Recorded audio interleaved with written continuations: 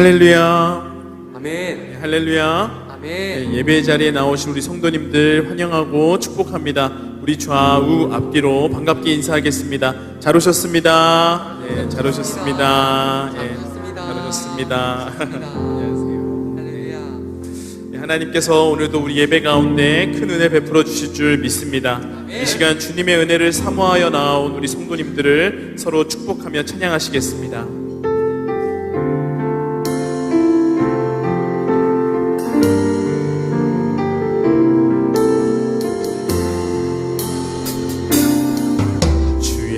말씀 앞에서 당신은 참된 예배자 그토록 찾으시던 하나님의 기쁨 이 세상을 향한 거룩한 생명빛 되어 이 세상을 위한 구원의 소망 되어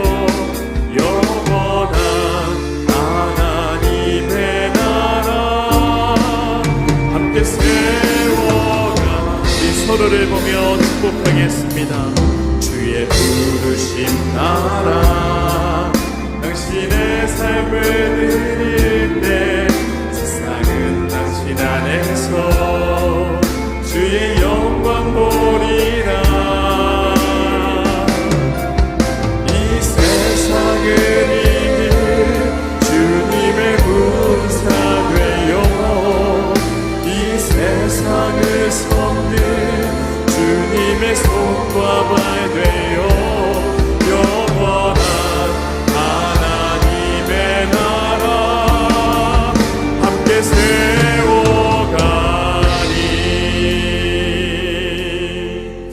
이 시간 잠깐 기도하며 나아가기 원합니다. 주님, 먼저 이 시간 우리 안에 있는 죄를 사하여 주시옵소서. 그리고 이 시간 주님께 온전히 영광 돌리기 원합니다.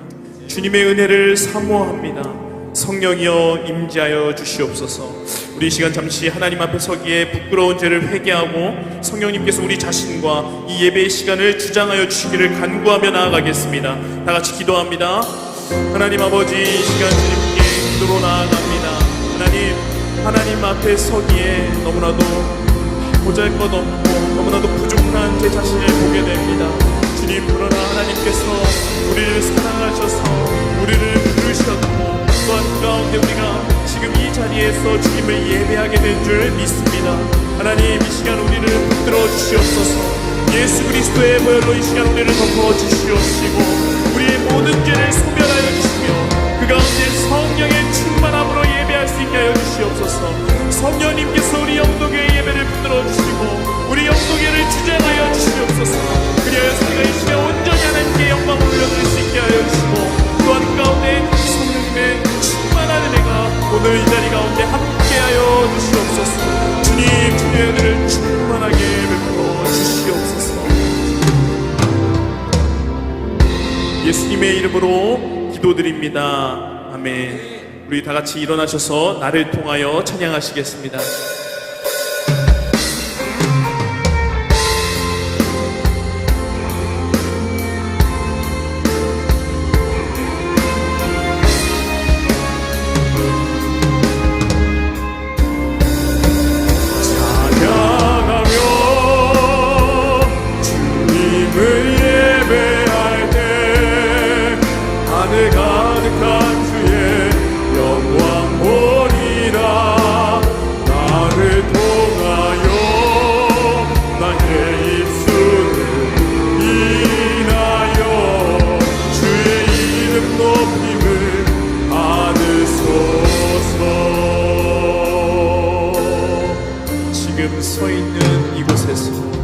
지금 서 있는 이곳에서 높임을 받으소서.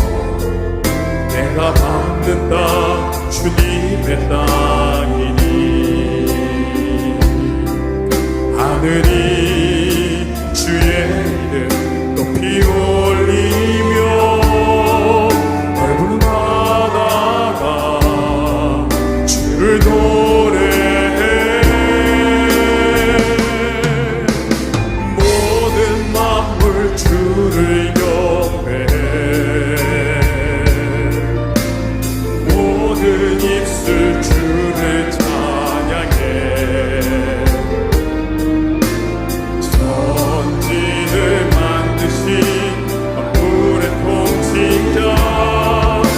힘을 받으소서. 내 평생에 주의 이름 높이며 어느 곳에서든지 주님을 예배하리라. 내가 받는 모든 아버지의 영광이 선포되냐 하리. 찬양하며 주님을 예배할 때 하늘 가득한 주의 영광 보리라. 나를 통하여 나의 입술을 인하여 주의 이름 높임을 찬양하며 주님을 예배할 때 하늘 가득한 주의 영광 보리라. 나를 통하여 나의 입술을 인하여 주의 이름 높임을 받으소서. 아멘. 우리 이 시간 계속해서 예수 그리스도의 보혈을 의지하며 나아가도록 하겠습니다.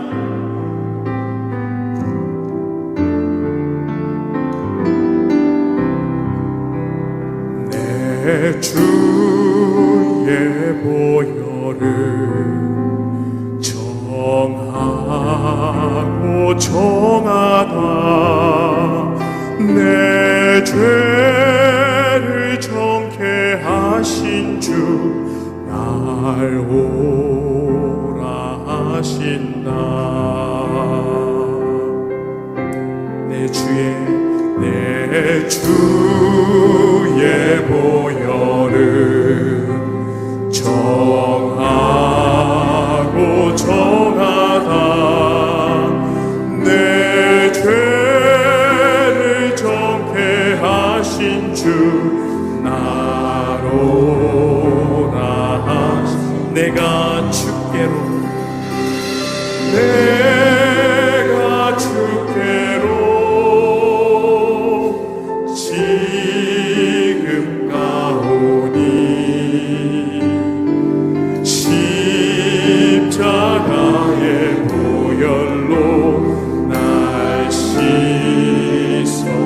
약하고 추해도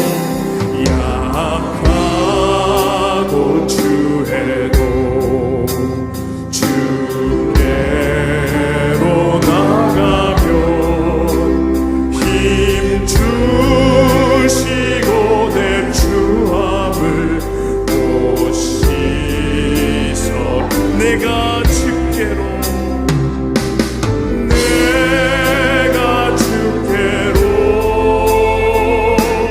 지금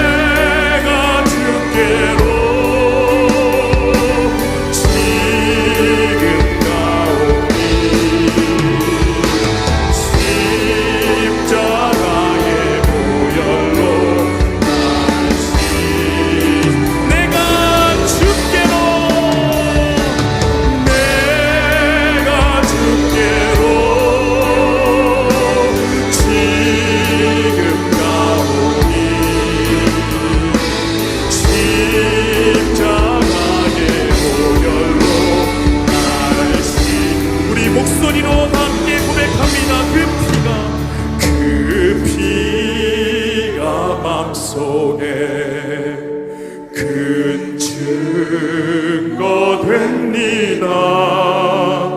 내 기도 소리 들으사 바보라. 다시 한번 고백합니다. 그 피가 맘 속에 큰 증거 됩니다. 내 기도 소리 들으사 허락하소서. 내가 주께로 지금 가오니 십자가의 보혈로 날씨.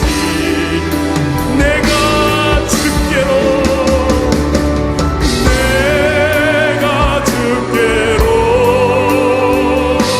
지금 가오니 십자가의 보혈로 날 씻어주소서. 이 시간 우리를 구원하시고 우리를 정말 주님의 뜻대로 살아가게 하신 우리 주님께 감사와 영광의 박수 올려드리겠습니다.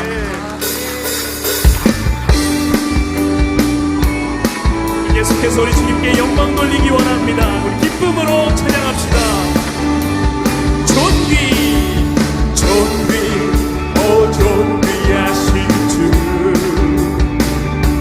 감사 찬양과 경배 나 받으신 주님. 존귀 존귀하신 주,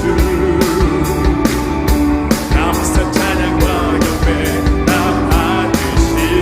찬양 할렐루야.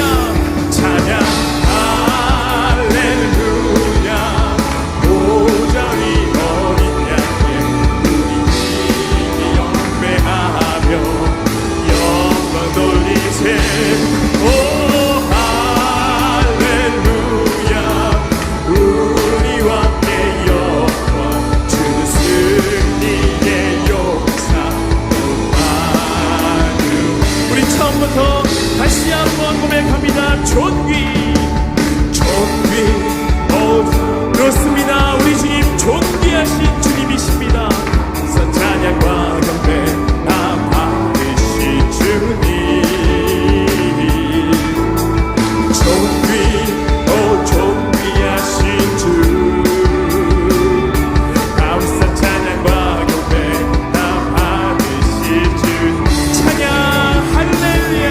찬양 할렐루야.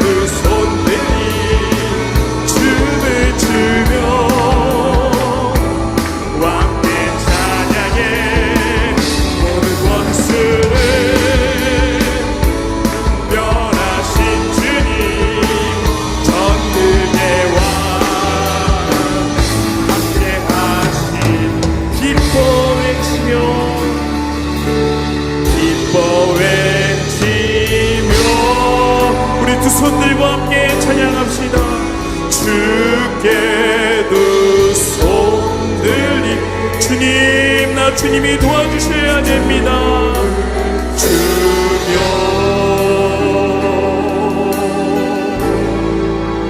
왕께 찬양해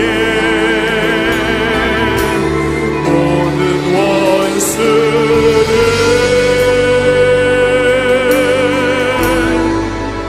멸하신 주님, 전능의 왕 함께 하시네. 임마누엘 하나님 우리와 함께 하셔서 승리케 하실 줄 믿습니다. 우리 다 하나님께 감사의 박수를 올려드립니다. 네, 우리 자리에 앉으셔서 찬양 이어가도록 하겠습니다.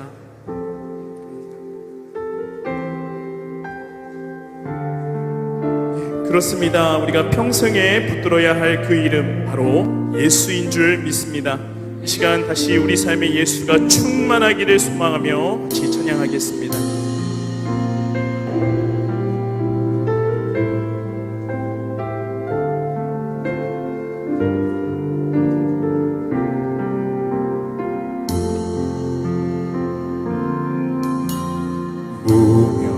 무명이어도 공허하지 않은 것은 예수 안에 난 만족함이라.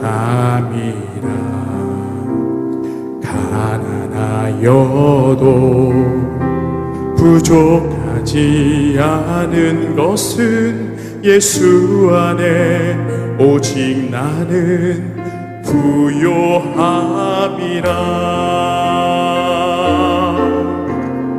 고난 중에도 견뎌낼 수 있는 것은 주의 계획 있기 때문이라. 실패하여도 일어설 수 있는 것은 예수 안에 오직 나는 승리함이라. 난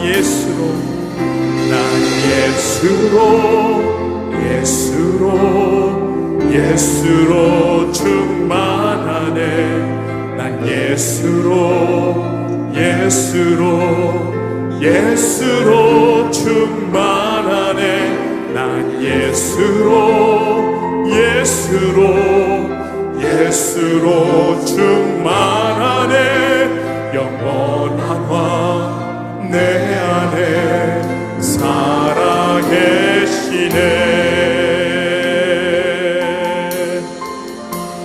내 몸이 약해도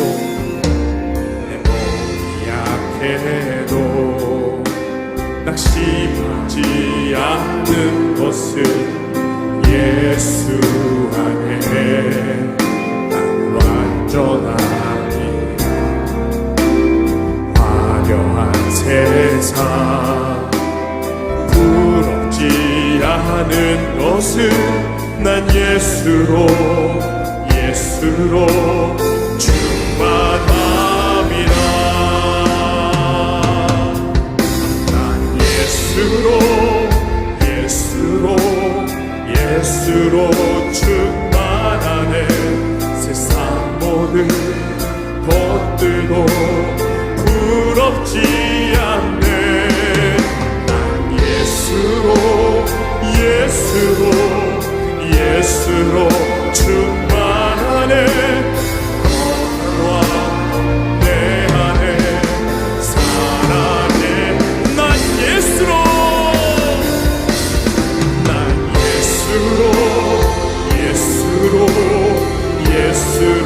충만하네. 세상 모든 풍파도 두렵지 않네. 난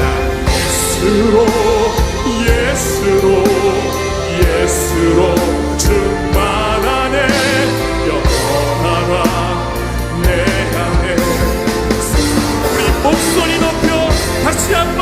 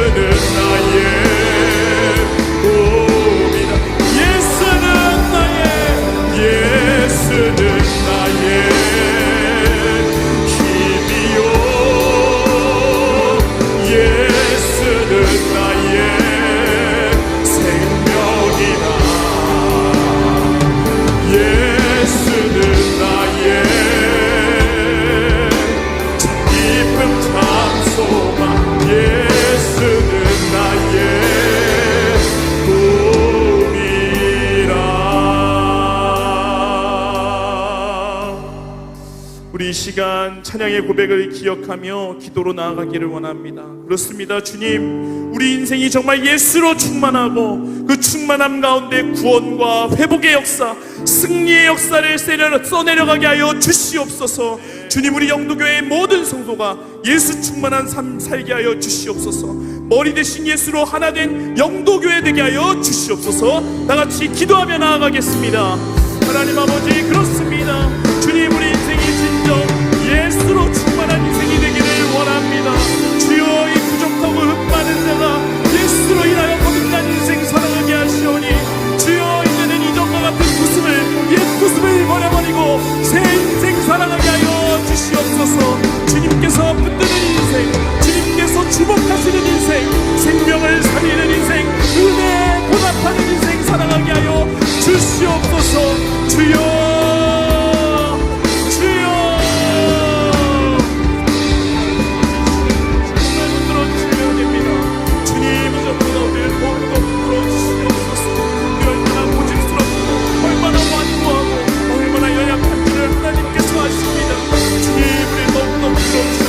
우리가 진정 하나님의 뜻을 이룰 수 있는 한 사람 한 사람 우리 교회 되게 하여 주시옵소서. 주여, 우리를 붙들어 주시옵소서.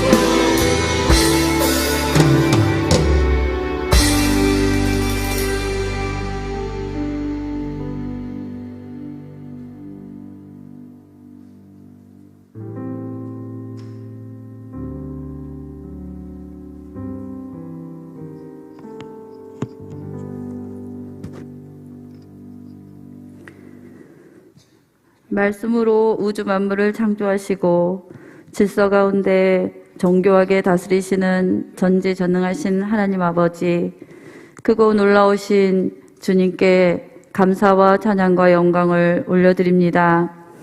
한 주간 동안도 은혜 가운데 저희들을 지키시고 보호하여 주심으로 거룩한 주의 전으로 인도하시고 예배의 단을 쌓게 하시니 진심으로 감사를 드립니다. 또한 우리에게 2023년 새해를 허락하셔서 새로운 마음으로 결단하고 주님과 동행하며 헌신하기를 결심하고 기회를 또 다시 한번 기회를 주시니 감사합니다.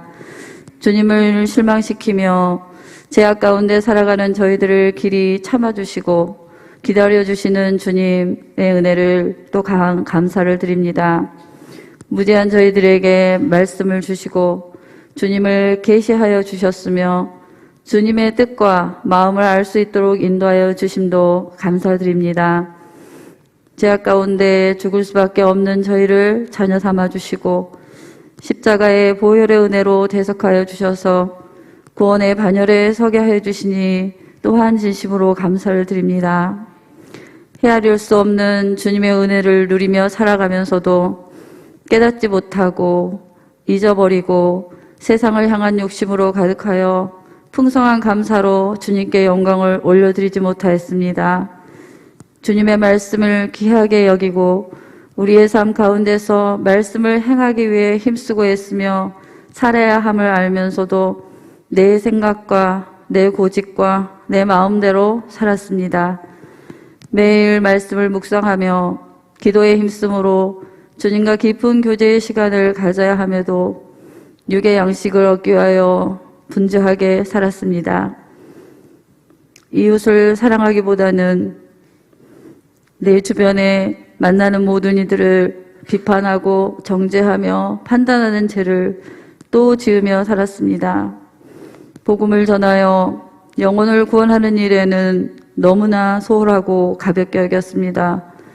말씀을 통하여 주님께서 우리에게 원하시는 것이 무엇인지 알면서도 순종으로 응답하지 못한 이 모든 죄악들을 해결하오니 용서하여 주시고 우리를 또한 불쌍히 여겨 주시옵소서.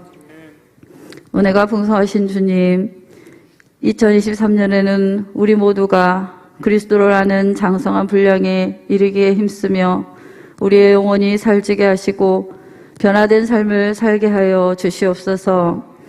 풍성한 감사로 주님께 영광을 돌리며 주님의 말씀을 묵상하며 기도함으로 주님과의 깊은 교제가 이루어지게 하여 주시옵소서. 주님의 말씀을 삶에서 행하게 힘쓰므로 빛으로 오신 주님을 드러내는 삶을 살게 하여 주시옵소서. 우리의 심령을 예수의 사랑으로 채워주심으로 영도교회가 사랑의 공동체가 되게 하시고 지역사회를 섬기고 전도와 선교에 온 힘을 기울이게 하여 주시옵소서. 또한 뜻하지 않은 질병과 사고로 병상에서 주님의 도우심을 구하는 지체들을 기억하시고 그들을 속히 치유하여 함께 예배하고 주님께 찬양을 올려드릴 수 있도록 도와주시옵소서. 힘들고 어려운 상황 속에서 정신적으로 물질적으로 어려움을 겪고 있는 지체들을 또한 기억하시고 도와주시며 능히 이겨나갈 힘을 더하여 주시옵소서. 주님, 이 나라와 또 전 세계의 모든 역사를 주관하시는 주님, 주님께 맡기고 주님의 도우심을 구합니다. 전체적으로 어렵고 힘들고 정말 불안한 전망 가운데 있지만 주님의 뜻대로 이 나라와 세계에 평화가 오게 인도하여 주시옵소서.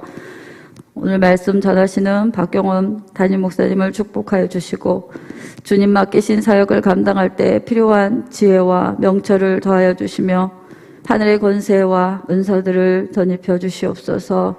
선포되는 말씀을 통하여 모든 성도들이 영육의 치유와 회복이 일어나게 하시고 믿음이 더하여지며 새 힘을 얻는 귀한 시간이 되게 하시옵소서. 예배를 돕는 손길들을 축복하여 주시고 그들의 믿음과 헌신을 기억하시고 마음의 소원과 기도에 응답하여 주시옵소서. 이 예배 가운데 하늘문을 여시고 예비하신 은혜를 넘치도록 부어주실 줄 믿고 우리의 중보자 되시는 예수 그리스도의 이름으로 기도드립니다. 아멘.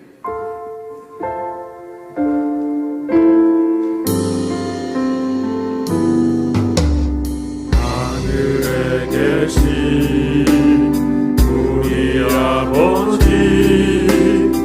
아버지의 이름을 거룩하게 하시며 아버지의 나라가 오게 하시며 아버지의 뜻이 하늘에서와 같이 땅에서도 이루어지게 하소서.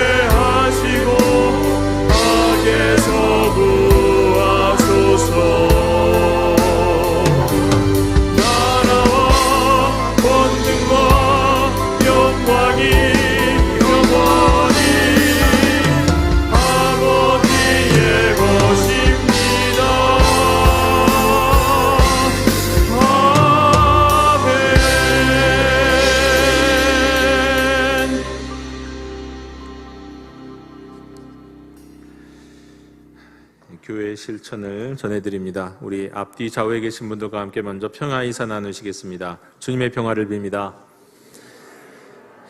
주님의 평화를 빕니다. 우리가 영적 돌파를 위한 금양로 기도회가 그저께부터 시작이 됐습니다. 우리 생각 믿음 꿈 말에 4차원의 영성을 개발해서 기도로 우리 인생의 문제를 돌파하는 이 시간 되기를 원합니다. 오늘 우리 사부 예배 후에 우리 선교관 5층에서 척사대회가 있습니다. 코로나로 인해서 멈추었던 우리 성도의 사귐의 시간, 우리 남선교회, 여전교회별로 우리 진행할 예정입니다. 많은 분들이 참석하시면 좋겠습니다. 다음 주는 설 연휴이죠. 그래서 우리 본당 2층 뒤와 홈페이지에 우리 설 가정 예배 순서지를 미리 준비해 놓았습니다. 가져가셔서 또 설 가정 예배 꼭 드리실 수 있으면 좋겠습니다. 우리 연말정산 기부금 영수증 발급하고 있습니다. 오늘 3부 예배 후에 이 자리에서 우리 결산 재집회가 있겠습니다. 우리 기타 교우 동정과 또 우리 모임 및 안내는 주보와 화면을 참고해 주시기를 바랍니다. 이상으로 우리 교회 실천을 모두 전해드렸습니다. 이제 오늘 우리에게 주신 하나님의 말씀을 봉독하겠습니다. 하나님의 말씀은 누가복음 10장 9절, 디모데후서 3장 16절 17절의 말씀입니다. 제가 봉독합니다. 하나님의 말씀을 경청하십시오. 내가 너희에게 뱀과 전갈을 밟으며 원수의 모든 능력을 제어할 권능을 주었으니 너희를 해칠 자가 결코 없으리라. 모든 성경은 하나님의 감동으로 된 것으로 교훈과 책망과 바르게 함과 의로 교육하기에 유익하니 이는 하나님의 사람으로 온전하게 하며 모든 선한 일을 행할 능력을 갖추게 하려 함이라. 아멘. 미국의 뉴욕 맨해튼에 가면 뉴욕의 3대 교회 중에 하나인 타임스퀘어 교회가 있습니다. 이 교회를 설립하신 우리 데이빗 윌커슨이라는 목사님에 관한 이야기를 잠시 전해드립니다. 이 목사님은 본래 펜실베니아의 시골에서 목회를 하고 계셨던 분이십니다. 그런데 어느 날 한 잡지의 기사를 읽게 되었습니다. 그 기사의 내용은 뉴욕에서 7명의 이 젊은 갱단이 이 15살짜리 장애 소년을 폭행하고 죽인 혐의로 잡히고 고발이 되어서 이제 이 공판이 열리게 된다는 소식이었습니다. 이 기사를 읽으면서 이 윌커슨 목사님은 문득 내가 이 갱단들을 도와야겠다, 이런 생각이 들었습니다. 오늘날은 이랬다가는 큰일 나죠.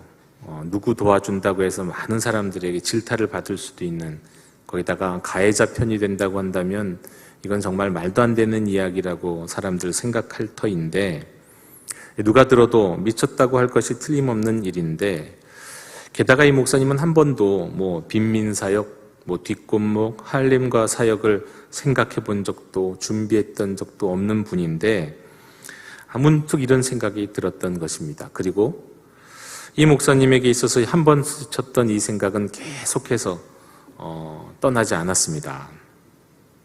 그래서 이 윌커슨 목사님은 이제 교회의 여러 리더 가운데 하나인 한 청년과 함께 뉴욕에 다녀오기 위해서 성도들에게 이 재정적인 후원을 요청했습니다.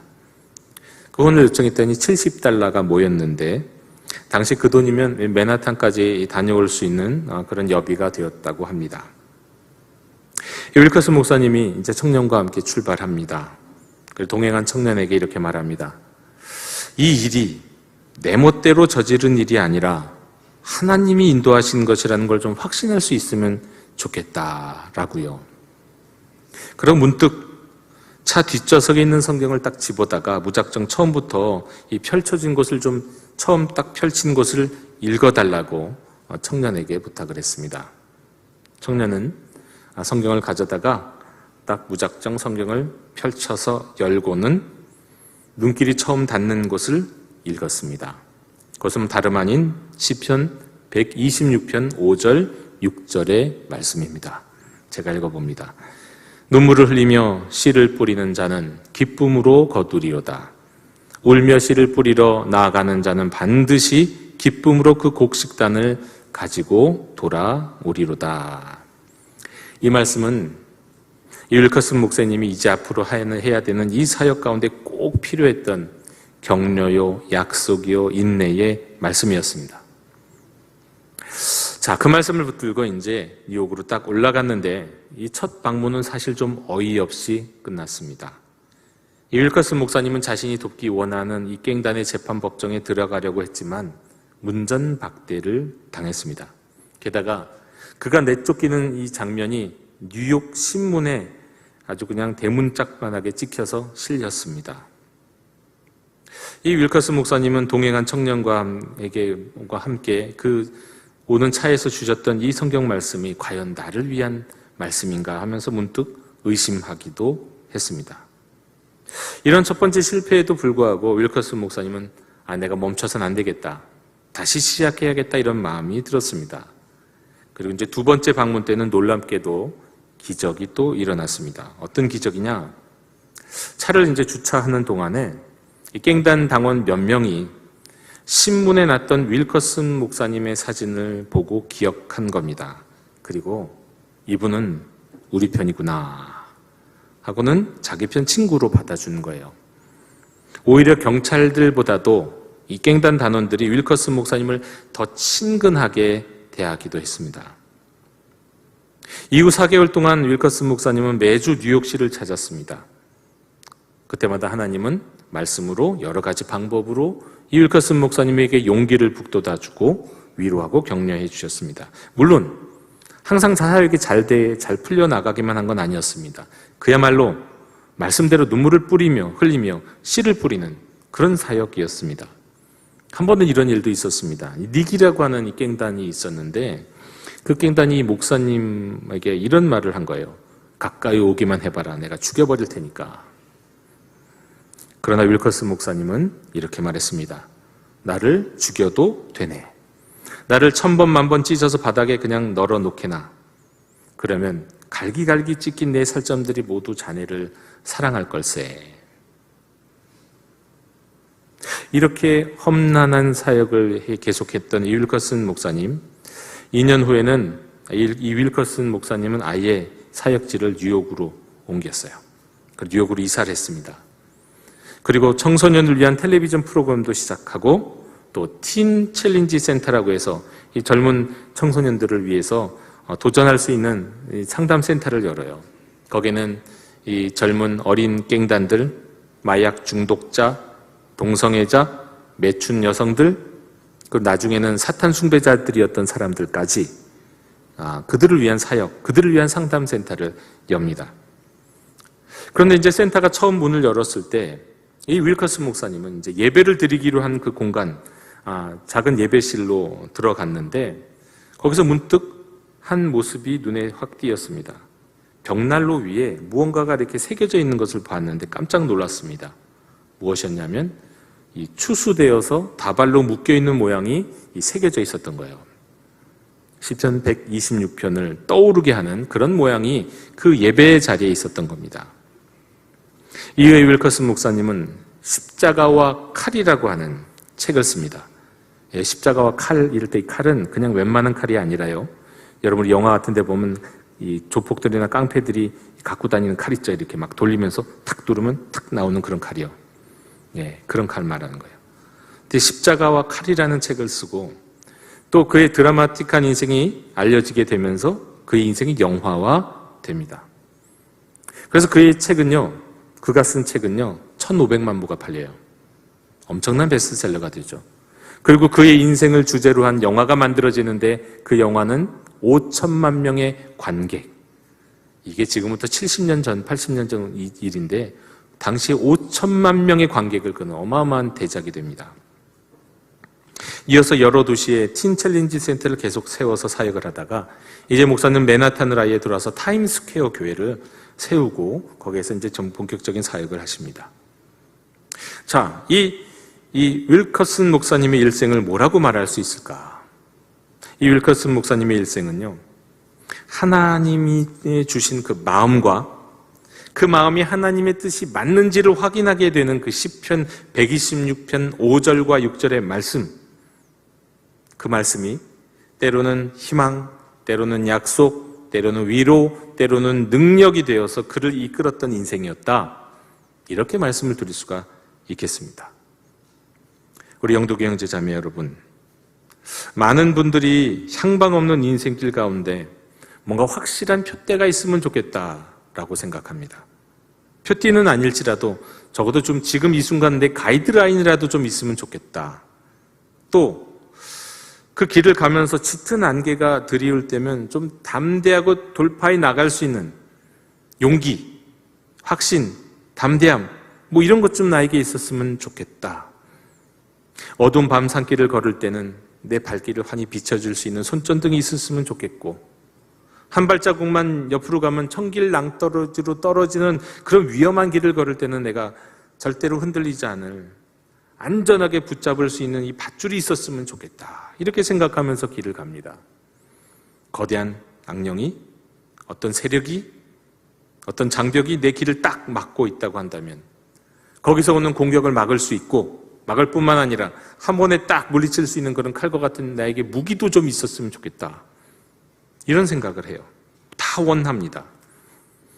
근데 여러분, 복음의 사람에게는 항상 복음이 바로 그 역할을 합니다. 복음이 담겨있는 말씀, 바로 하나님의 말씀이 표대가 되고 가이드라인이 되고 용기를 주고 확신을 주고 손전등이 되고 또 밧줄이 되고 때로는 칼이 되는 겁니다. 한마디로 복음의 사람들에게는 하나님의 말씀이 모든 상황에서 능력이 되는 거예요. 그런데 오늘날 문제는 뭐냐? 복음의 사람들이 도무지 말씀을 가까이 하지 않는다는 데 있습니다. 말씀을 읽지 않고, 말씀을 외우지 않고, 말씀을 통해서 기도하지 않습니다. 따라서 말씀이 인생의 표대가 되지도 않고, 말씀이 가이드라인이 되지도 못합니다. 말씀이 손전등이 되지도 못하고, 그것이 붙잡을 만한 밧줄이 되지도 못하는 거예요. 말씀에서 용기를 얻지도 못하고, 말씀에서 위로를 얻지도 못합니다. 세상을 돌파해 나아갈 무기, 하나님의 말씀 가운데 있는데, 하나님의 말씀이 그것인데, 한마디로 하나님의 말씀의 능력으로 살지 못하고 있다는 겁니다. 여러분, 우리에게 능력이 되시는 이 하나님의 말씀은 바로 이 성경 속에 있습니다. 성경이요. 칼바르트는 말해요. 하나님의 말씀이 성경 안에서 우리를 기다린다고요. 기다리고 있는 말씀을 찾질 않아요. 그렇습니다. 우리는 하나님의 말씀, 그 말씀의 능력으로 살아야 됩니다. 말씀의 능력으로 살지 아니하고서는 도무지 복음의 사람으로, 그리스도인으로 세상을 살아갈 방도가 없습니다.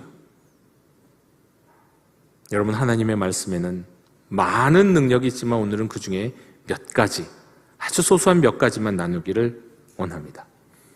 여러분, 하나님의 말씀에는요, 우선 죄를 깨닫게 하고요, 회개하게 하는 능력이 있습니다. 하나님의 말씀이에요. 오순절에 베드로의 설교를 들은 예루살렘의 많은 사람들이 이렇게 반응을 했습니다. 사도행전 2장 37절. 그들이 이 말을 듣고 마음에 찔려 베드로와 다른 사람 사도들에게 물어 이르되, 형제들아, 우리가 어찌할꼬 하거늘. 이들은 하나님의 말씀이 들려오기 전에는요, 자신의 죄가 뭔지 몰랐어요. 자신이 예수님을 십자가에 못 박거나 저주했거나 이게 뭔지 기억도 못하고 아무 관심도 없고 생각하지도 않아요.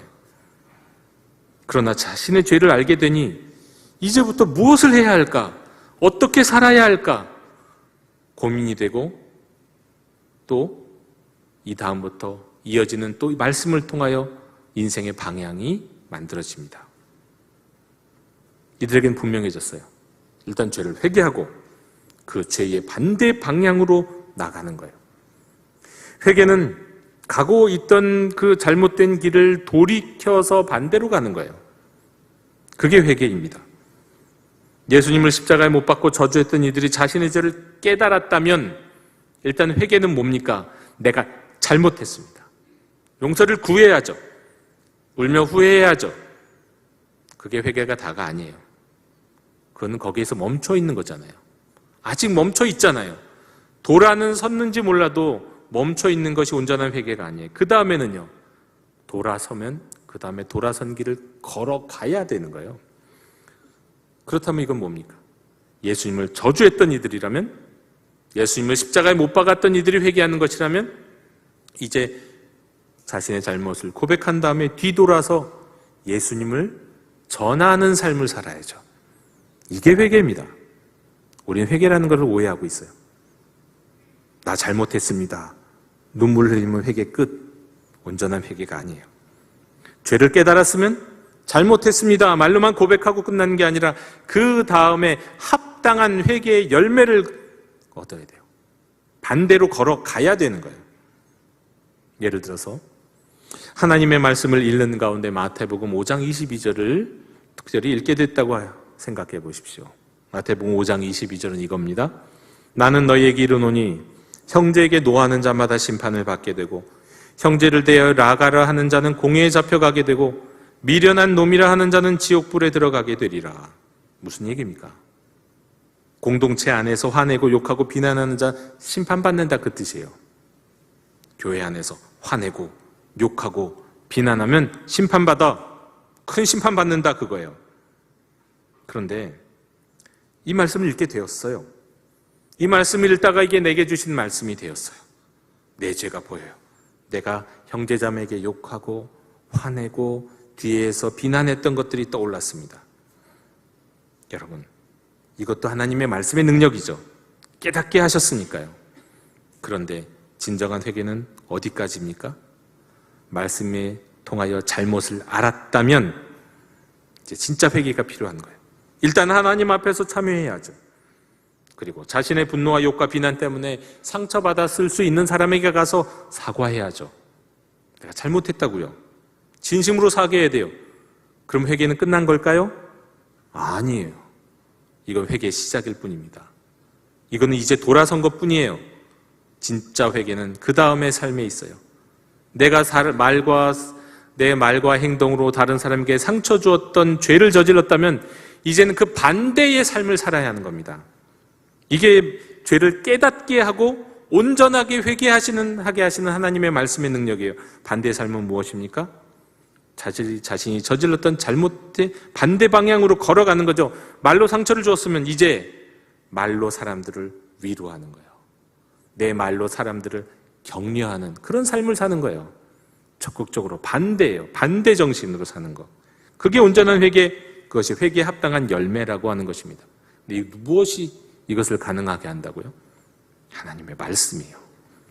하나님의 말씀을 묵상하고 하나님의 말씀을 읽으면 죄를 깨닫게 하실 뿐만 아니라 그 회개에 합당한 열매를 거둘 수 있도록 힘을 주시고 격려하시고 위로하십니다. 하나님의 말씀, 이게 말씀의 능력인 겁니다.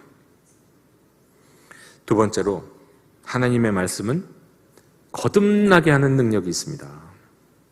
아마도 많은 분들이 이 거듭나게 하는 능력을 경험하지 않았을까 싶습니다. 적어도 우리가 예수님을 믿고 예배하고 주님을 영접함으로 기쁨으로 예배를 드리는 사람이라고 한다면 말이죠. 베드로전서 1장 23절에 너희가 거듭난 것은 썩어질 씨로 된 것이 아니요 썩지 아니할 씨로 된 것이니 살아있고 항상 있는 하나님의 말씀으로 되었느니라. 하나님의 말씀은 우리를 거듭나게 하세요. 다시 태어나게 하세요. 니키 건블이라고 알파코스의 창립자로 아주 유명한 영국 국교회의 사제, 영국 성공의 이제 신부님이 계십니다. 그가 캠브리지 대학에서 법학을 공부하고 있을 때였습니다. 어느 날 그의 가장 친한 친구가 그 여자친구와 함께 기숙사로 와서 이 니키 건블에게 고백을 합니다. 충격적인 이야기를 털어놔요. 그 충격적인 이야기는 이거였어요. 우리는 이제 그리스도인이 되었다. 이게 니키 건블이가 얼마나 충격적인 일이었는지, 이 얘기를 듣자마자 충격을 받고 니키 건블은 가만히 있을 수 없다. 내가 이 친구들을 도와줘야겠어. 이 친구들이 잘못된 길을 걸어가고 있는데 이거 내가 구해줘야겠어. 이런 마음을 가져요. 당시 니키 건블은 무신론자요 불가지론자였습니다. 그는 세례를 받기는 했습니다. 학교 다닐 때 채플에서 채플 예배도 드렸어요. 그리고 종교교육 시간에 성경 공부도 했어요. 하지만 항상 기독교를 논박하고 기독교의 반대편에 서 있었던 무신론자였었습니다. 그런데 가장 친한 친구들이 그리스도인이 되었다고 진지하게 고백하는 그 이야기를 들었을 때 깜짝 놀라고는 내가 이들을 구해줘야 돼. 이런 마음으로 계획을 세워요. 어떤 계획을 세우느냐? 당시에 영국 지성인들의 관심사였던 이 책들을 보기로 작정하고 계획을 세웁니다. 일단 이슬람교의 코란을 읽겠다고 생각을 해요. 당시에 많은 사람들의 관심사였거든요. 그리고 마르크스의 저서들을 내가 읽겠다. 그 다음으로 유럽 지성인들은 많이 또 좋아하는 이 실존주의자들의 책, 사르트르의 책을 내가 읽겠다. 그 다음에 이제 내가 성경을 읽어야지. 이런 계획을 세웁니다. 그리고 내가 이 사람들을 도와줘야겠다. 자, 그 가운데서 계획대로 성경을 읽는데요. 자신의 이 책장 맨 위에 먼지가 뽀얗게 쌓여있던 성경을 꺼내 듭니다. 무신론자들도 지성인들은 다 성경책 한 권은 다 갖고 있어요. 이 성경책을 꺼내 들고는 밤에 읽기 시작했습니다. 창세기부터 읽지 않고 마태복음부터 읽어요. 여러분, 이 성경 처음 읽는 사람은 반드시 신약부터 읽어야 합니다. 다행히 이 사람도 이 마태복음부터 읽었어요. 마태복음, 마가복음, 누가복음, 요한복음. 요한복음 읽다가 중간에 잠깐 졸아요. 잠깐 졸다가 다시 깨어서 이제는 맑은 정신으로 읽기 시작합니다. 요한복음 뒷부분, 사도행전, 로마서, 고린도 전후서 쭉쭉쭉. 이전에도 성경을 읽은 적이 당연히 있습니다. 지성인들은 성경 다 1독 이상 다 했어요. 지성인들은. 믿든지 안 믿든지. 이전에도 이 사람도 성경 당연히 읽은 적이 있어요. 처음부터 끝까지. 그런데 이날은 달랐어요. 하나님의 말씀이 그를 사로잡았어요. 이번에는 성경이 너무도 생생해가지고 도무지 성경책을 내려놓을 수가 없었어요. 그의 말에 따르면 이 진실의 울림이 전해졌다. 진실의 울림이 성경을 읽었는데 전해지더라는 거예요.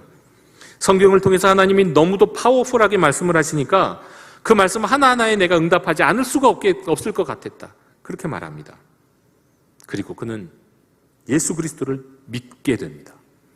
그리고 거듭난 인생이 돼요. 세속적인 세계관, 지성인들이 갖고 있는 과학적 무신론, 3차원의 세계에 갇혀 있던 그가, 더 높은 차원의 영적 세계를 전혀 알지 못했던 그가 하나님의 말씀을 읽을 때 하나님의 말씀에 사로잡혀서 그 하나님의 말씀의 능력 가운데 거듭나게 되었습니다.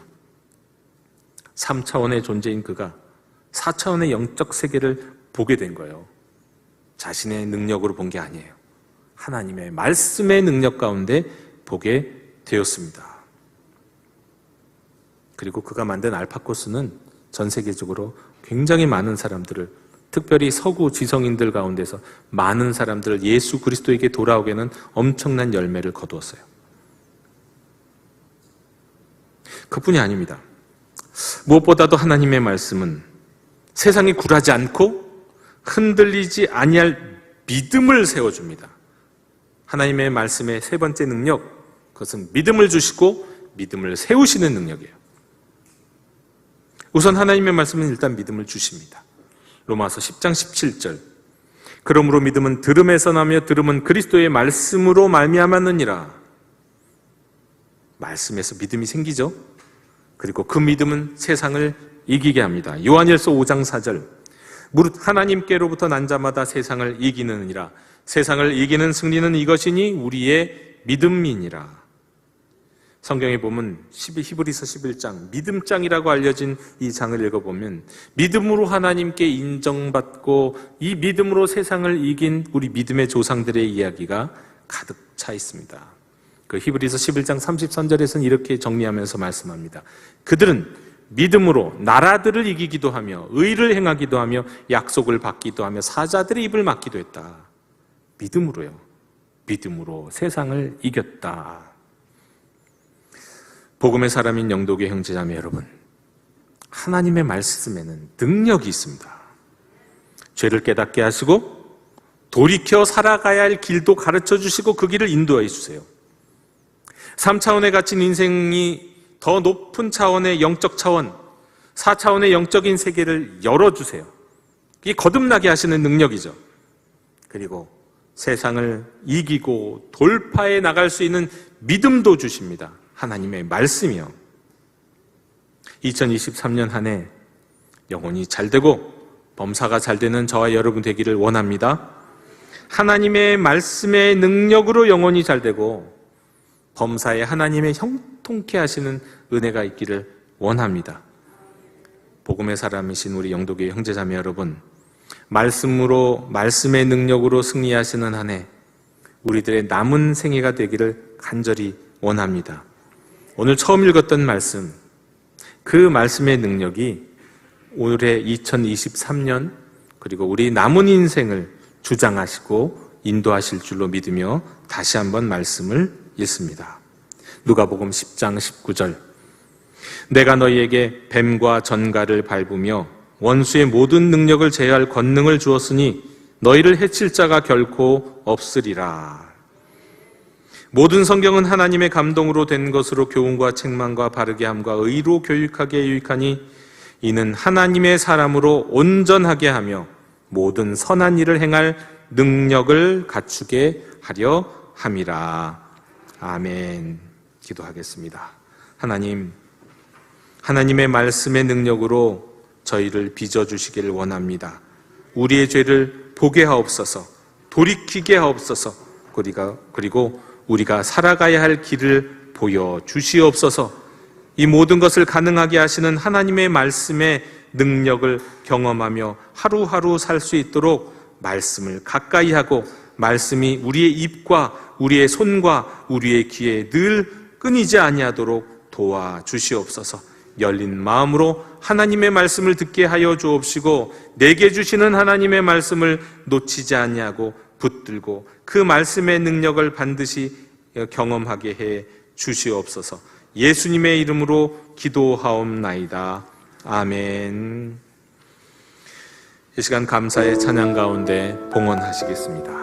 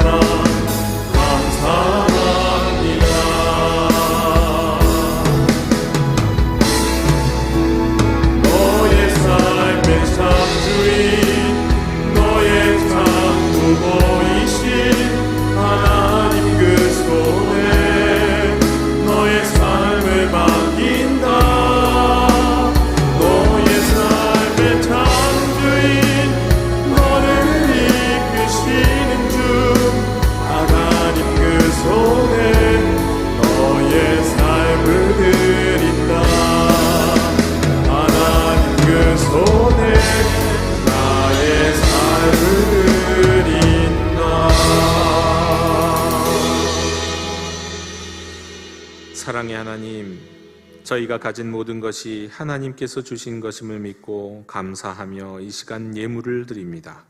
이 예물과 함께 저희들의 인생도 하나님께 헌신하오니 받아 주시옵소서. 이 예물이 쓰이는 곳마다 하나님의 영광이 나타나게 해 주시옵소서. 그리고 이 예물을 기쁨으로 드리는 모든 하나님의 자녀들 인생 가운데 말씀의 능력으로 함께해 주시옵소서. 감사드리며 예수님 이름으로 봉헌기도 드리옵나이다. 아멘. 다 함께 자리에서 일어나셔서 결단의 찬양을 함께 부르시겠습니다.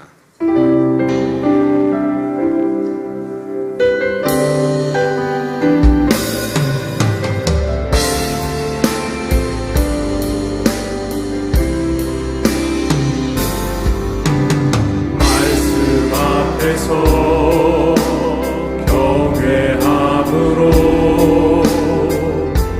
주께 홀로 섭니다.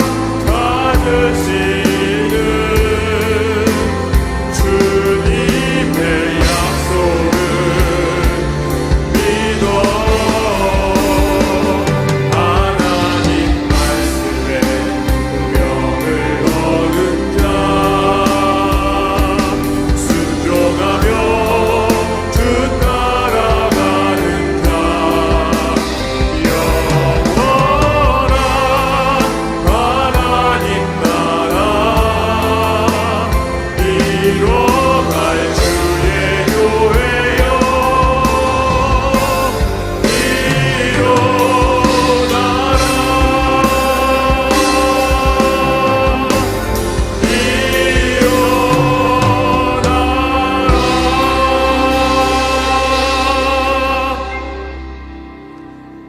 지금은 우리 주 예수 그리스도의 은혜와 하나님 아버지의 크신 사랑과 성령님의 사귐과 충만하신 은혜가 하나님의 말씀의 능력으로 살기 원하는 모든 복음의 사람들 머리 위에 이제로부터 영원토록 함께 계시기를 간절히 축원하옵나이다.